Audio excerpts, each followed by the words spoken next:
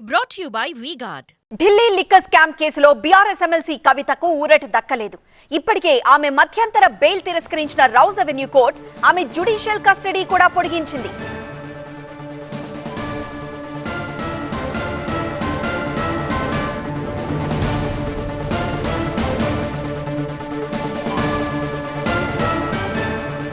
Liquor కేసులో కవితకు judicial కస్టడీని న్యాయస్థానం పొడిగించింది. ఈ నెల 23 వరకు జ్యుడిషియల్ కస్టడీ పొడిగించింది కోర్టు. అదే సమయంలో తిహార్ జైలు నుంచి ఎమ్మెల్సీ కవిత లేఖ రాశారు. కోర్టులో చెప్పాలనుకున్న అంశాలను లేఖ రూపంలో రాశారామె. కోర్టులో మాట్లాడేందుకు జడ్జి అనుమతించకపోవడంతో 4 పేజీల లేఖను విడుదల చేశారు ఎమ్మెల్సీ కవిత. లిక్కర్ కేసుతో తనకు ఎలాంటి సంబంధం లేదని కవిత ఆ లేఖలో చెప్పారు. తాను తప్పు చేశాననడానికి ఆధారాలు లేవన్నారు. 2.5 ఏళ్ల విచారణలో ఎలాంటి ఆధారాలు లభించలేదని కవిత వివరించారు.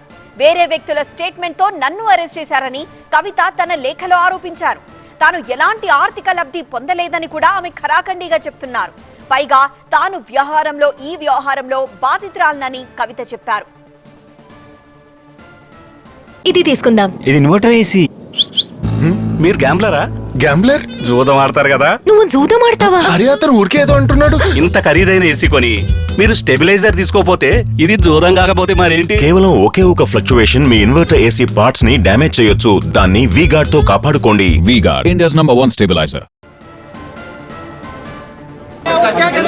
This is a case completely based on statement. It is an illogical case. It is a political case. Case completely targeting the opposition party.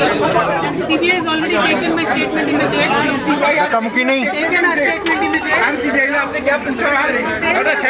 is no need case. It is not going to stand the test of time. కవిత రాసిన లేఖలో పలు అంశాలున్నాయి.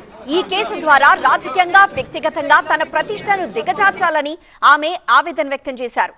ఇప్పటికే తాను 4 సార్లు విచారణకు హాజరయ్యానని, bank వివరాలు కూడా ఇచ్చి విచారణకు సహకరించానని ఆమె ఈ లేఖలో వివరించారు.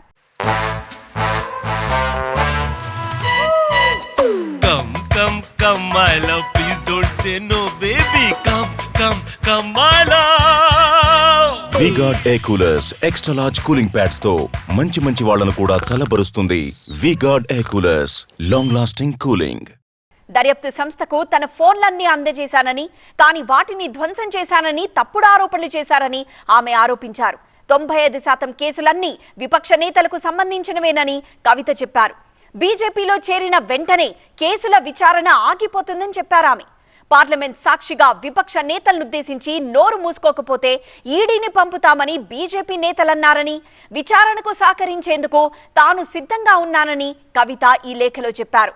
తనకు బెయిల్ మంజూరు చేయాలని అభ్యర్థిస్తున్నానని కవిత వివరించారు.